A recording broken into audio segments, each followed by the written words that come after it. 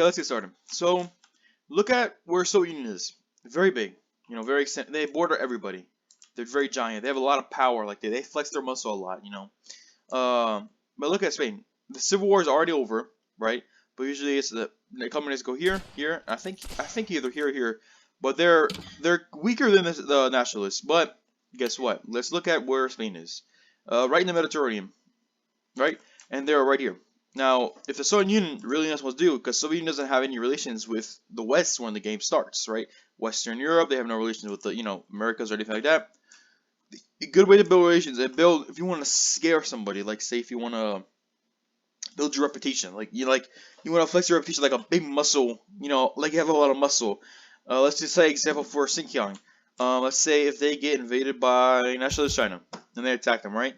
Let's say they're trying to unify China, right? And they attack Xinjiang once.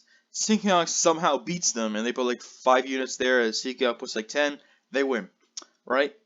Xinjiang, you just ask the Soviet Union or the Soviet Union step in and be like, "Hey, I got you, bro." That's the example of Spain. If Soviet Union is involved in the Spanish Civil War, even if sending troops, like maybe like say 30 divisions, right? It helps them out. 30 divisions to fight nationalist Spain's units. They already won the Civil War in this map. But let's say if they fight them, they fight their units. Nationalist Spain probably has like 20 or 30 units when they start out. I think Republican is like 20. Who knows? But if you just fight them, you weaken the nationalists. You have the Republicans win. Guess what?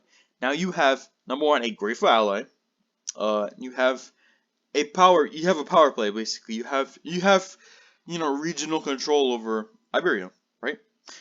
But your main goal is would be probably to stop the UK and France. Like not UK, France, the USA, Canada, Germany. They don't really care about Spain.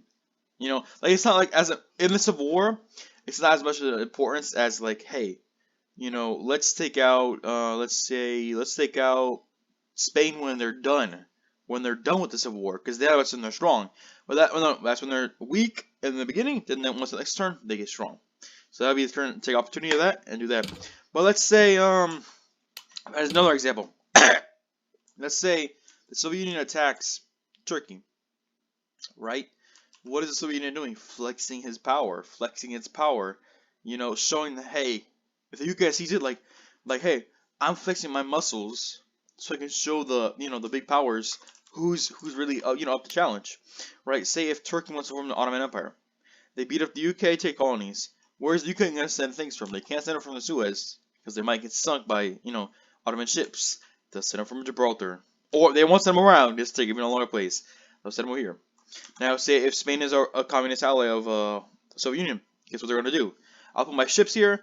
Once the UK somehow, if they stop or anything, I'll chase their ships. I'll sink them, because I am an ally of the Soviet Union. I'm a puppet of them, but you're like, hey, I got you. Like, hey, I'm your friend. I got you. So they're grateful. It's a good thing. Say if like in let's say in World Conquest, if you ever played the game, it's an RP game. If you're say let's say the USA, right, and you get involved in the Chinese Civil War, and you're rooting for the nationalists, which a lot of people probably do, the democratic government, or what? I'm not aligning with this one, but they're rooting for them, right? You're rooting for them. You're going for them. And what do? You can either send resources, which you can. So you should also do this in the Civil War. You could send resources, but I would rather send troops because you make more of a statement with troops than resources. More troops means that you have more of a presence and power. The person who's playing Spain can be like, oh yes, I know this person's got my back. He's right there. He's got me. He's not gonna leave me. He's not playing Italy, and he's not gonna betray me. He's right there. That's our homie. He's got me. If the USA send troops over, bam, they help him out. They freaking wreck all the Chinese warlords and then unite China. That's what that does. That makes whoever unites China dependent or loyal to the person who helped them unite. So USA, they become dependent and loyal, which means they're either a puppet or ally. You make it yourself. The Soviet Union can do the same thing. If they have influence over Spain, guess what? They have influence in European politics in the West. And say if Spain gets a colony in America, they get influence, like Spain should always.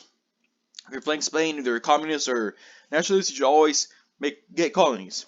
You know, it's very important because you're up against two colonial powers that are very major in, you know, world affairs. France and the UK. Look at the UK is. UK is here.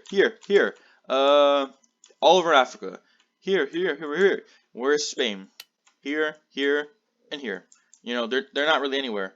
The communists, when they start out, they get Western Sahara, and they get Turkmenia. Very important places. They might not see as important, right? But they're very important. They have one troop each. Now, if you don't have any support as communists, take those troops on a ship, bring them over. You know, Navy is very also important. But the communists, good Navy. All the Soviet Union has to do is just build them up. Like I would say, the Soviet Union, all the nations that border the Soviet Union are scared of the Soviet Union. Like you're not. The Soviet Union is like that guy who stands right in front of you. He's like, hey buddy, are you gonna try to go through me, or are you gonna try to go around me? Like, and you're not gonna go through me. You know, you better go around. You best go around, man. And they go around. You know, the Soviet Union is that dude. All the Soviet Union has to do is get like maybe 30 divisions. Boom, set them over. Bam. They get involved in the Civil War. They ally the communists. Bam. They start fighting the nationalists. They beat their units. The communists take it over. They keep at least maybe 10 garrison units just to protect the capital, just to maintain, you know, to maintain their eyes. I guess like their eyes like on warfare is like, hey, we're right there. We're watching. Like, we're right there, and we got you. You know, and if you try anything funky, we're gonna smash you and you know, reorganize everything. But that's basically it. This just shows like the Soviet Union is big, borders many countries, but is very isolated in world affairs. Only when it comes to, say, Eastern Europe. They don't really get involved in the Middle East too much, but Eastern Europe, maybe you know the Mongolian, you know, Chinese affairs here, but they're not involved in, you know, the affairs of Africa, South Africa, or South America, America, you know, or Western Europe. Getting involved with the Soviets in the Civil War in Spain is perfect for your prestige, for your control, and to show that whoever's playing the Soviet Union has power. You know, can flex that big muscle on the big world leaders. Hope you guys did enjoy. Hope you can understand, you know, how I explain it. And hope you guys, you know, just look, if you guys play RSO, look into it. Like, play the Soviet Union. Play it on maybe a 16, you know, server with people. Send at least 20 divisions to Spain. Help them in the Civil War. Help the communists, you know, and see what happens. You will have control in there. If it's a player, it's about a bounty of players, but you can either have control, have them as an ally, have them as a puppet, whatever you need. You're right there, and nobody literally likes their enemy right on their doorstep, like France. They don't like their enemy right on the doorstep. So it's up to you guys. See you guys. Have a good week. Today is Tuesday, so yeah. Bye bye. See you guys. Yeah. Have a great week.